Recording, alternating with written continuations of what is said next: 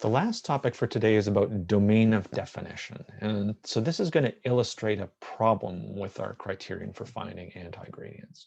Here's a vector field, f of xy is minus y over x squared plus y squared, comma, x over x squared plus y squared. This vector field, if you calculate it, it has curl 0. And it's not conservative. If you draw it, I asked Mathematica to draw it, and it did so very nicely. If you draw it, I can see that by doing a line integral around a loop, I'm going to get a positive number because the loop is always going in the same direction as the vector field.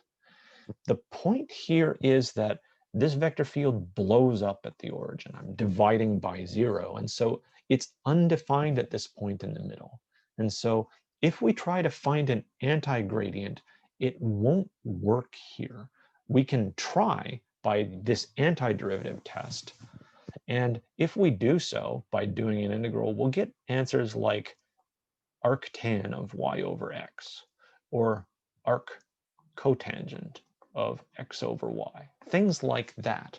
And the problem is that those functions don't give us a global definition. Arctan of y over x only works when x is not equal to 0, and arc cotangent only works when y is not equal to 0. And those two trig inverse functions don't agree with each other on the overlaps. So the domain of definition matters, and if we've got a hole in our two-dimensional domain of definition, we can't find an antigradient. So if the curl is 0, we can always locally find one, but to find a global solution, we need a connectivity property. In 2D, our domain of definition is not allowed to have any holes in it like this. So we can have a region that's a domain of definition that's the inside of a circle or something like that. If the curl is 0 inside there, then we can find an antigradient. But if it's got holes in it where our vector field is undefined, then we might not be able to. In 3D, the criterion is a little bit more complicated.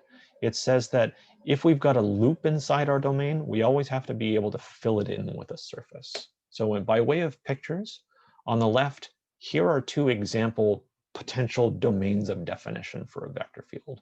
The one on top is okay because there's no holes in this green region that's shaded to the right.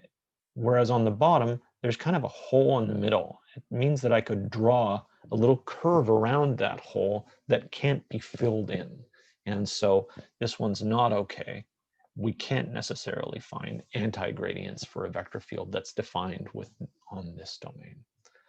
Over here, I've got a picture that's not great in 3D, but it's a picture of like a tennis ball. I've got a big round shape with a little hole cut out of the center.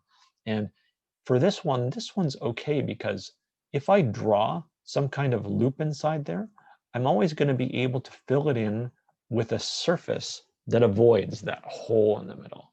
Whereas this one at the right, bottom, is not okay because this donut shape, I could draw a loop inside that donut shape that cannot be filled in with a surface.